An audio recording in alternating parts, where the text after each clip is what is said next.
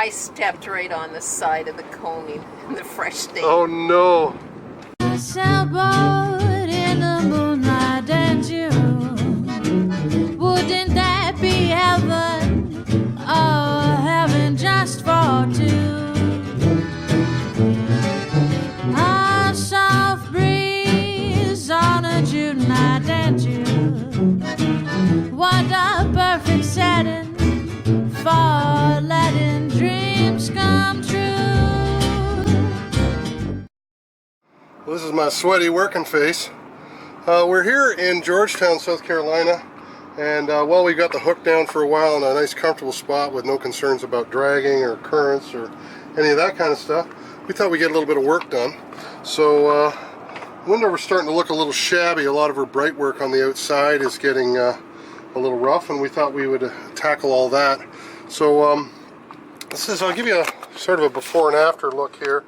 This is what we're looking at right now, and you can see areas like this where we've got a little plug. The varnish is starting to come off. It's Cetal that we're using. Here along the edges where there's wear, and here as well where lines rub over. You can see more plugs here, sort of sun damage there. So it's kind of at the stage, some of it is at the stage where I can kind of sand it up, put several coats on the areas that are worn right through until they are built up to the level of the existing. Sand the whole thing each between coats so that it starts to blend together. Any blackened spots I try to clean up with either a bit of bleach or sand it out, and so we get that nice consistent gold look that we like. Now on the back it had worn through really badly, and so what I ended up doing there is I scraped it off. You see here? So just scrape the wood right down to bare wood, and then the scraper I use is actually one of these. It says it's called Pro Scraper. It's a carbide bit. I've scraped the entire bottom, all the anti-fouling of one of our older boats, an Endeavour 35. I've done all the bright work on about 5 boats using this, and I flipped the blade over once. I think I could probably sharpen it up and carry on with it. It still works fantastic. It's also got a little end here where you can put a vacuum, so you could vacuum up the little bits. Our favorite scraper. Also, you can use scrapers like this. You can buy these at any hardware store. This is Rich Slow or something like that. Another one's right here I use. And then just sort of standard scraper blades, some flat blades for getting in the corners and stuff like this. So those are the tools of the trade. Now sanding block, because we're at anchor, of course, I could use my inverter and run my orbital sander, but then I'd have to run the engine all the time. So we're just using a little sanding block here.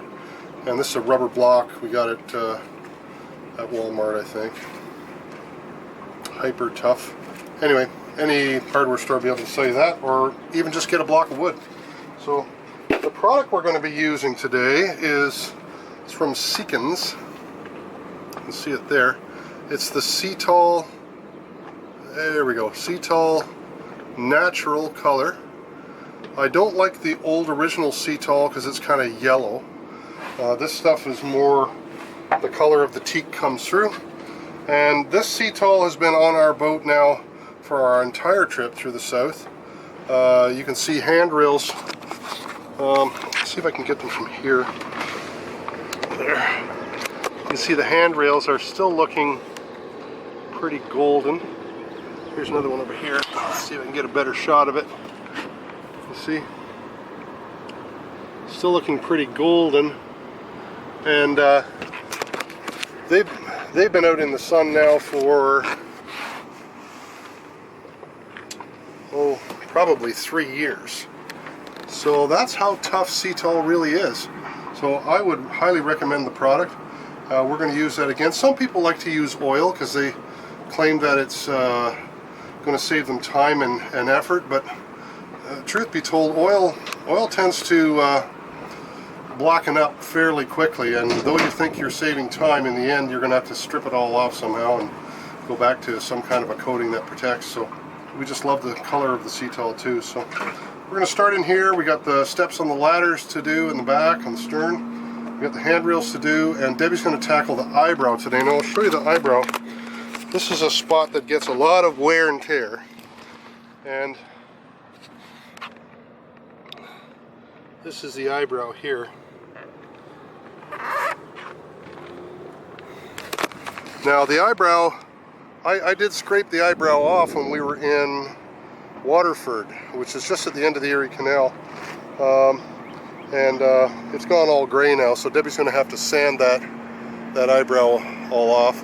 On the other side, it still has a remnant of varnish on it, so we'll have to tackle as well. I'll probably lay down on the deck and get scraping away on that. So by the end of the day today, she should look a little bit better than she does now, and within the next 2 days we should have 4 or 5 coats on everything, and that'll make it look wonderful and new.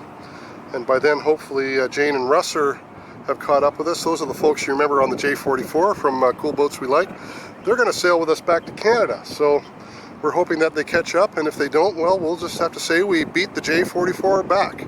So that'll be our bragging rights. So Jane and Russ, hurry up and come on down here, and in the meantime we'll get some work done.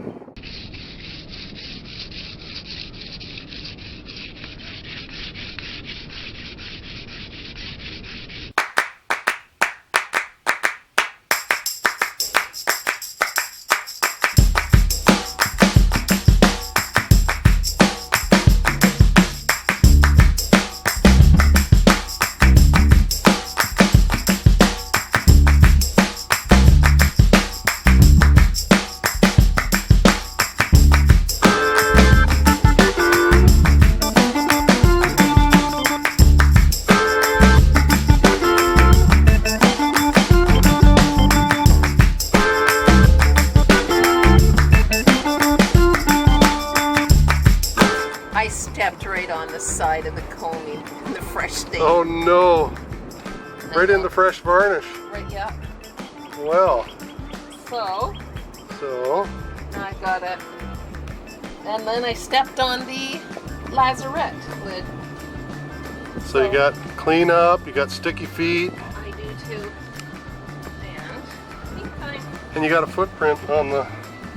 on the lazarette. I'll fix your mistakes, dear. Thank you. I'll hide your mistakes from the world. Shoot. Well, I'll film them first.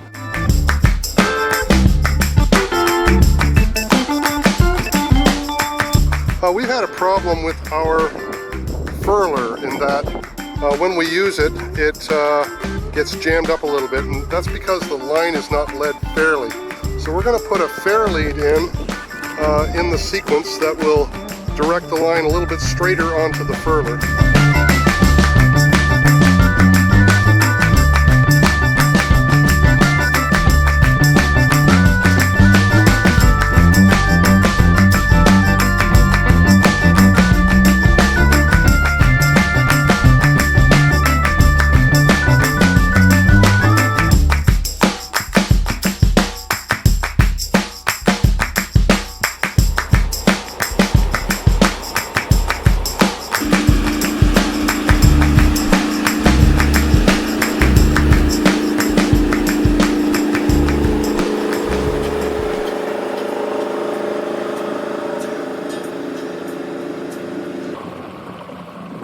Chris and I saw this grounded fishing boat on our way in, so we decided this morning that we wanted to come and investigate. And where are we? We're on the ICW on Calabash Creek. We're just on the edge of the southern or the South Carolina, North Carolina border. We'll be there in North Carolina today, so it'll give you an indication of where we are. Anyway, oh my gosh. Really cool, eh? Well, as I was approaching it, I thought, well, why wouldn't they fix it and pull it off? But now I see why. Oh, it's been there for a while. It's been here for a while, yeah. What a cool thing.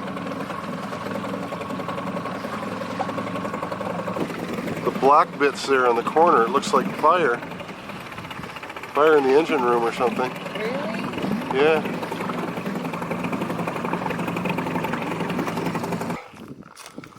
you know, from a distance, beaches always look like they're made out of sand. But if you look here, this beach is completely made up of oyster shells.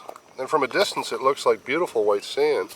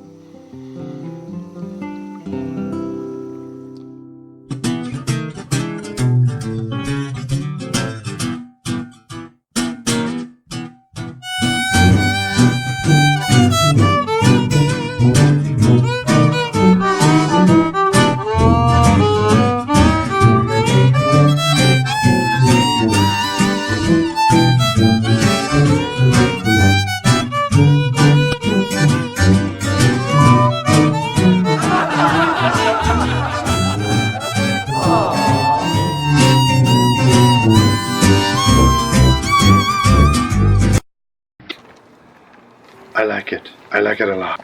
Talk to me.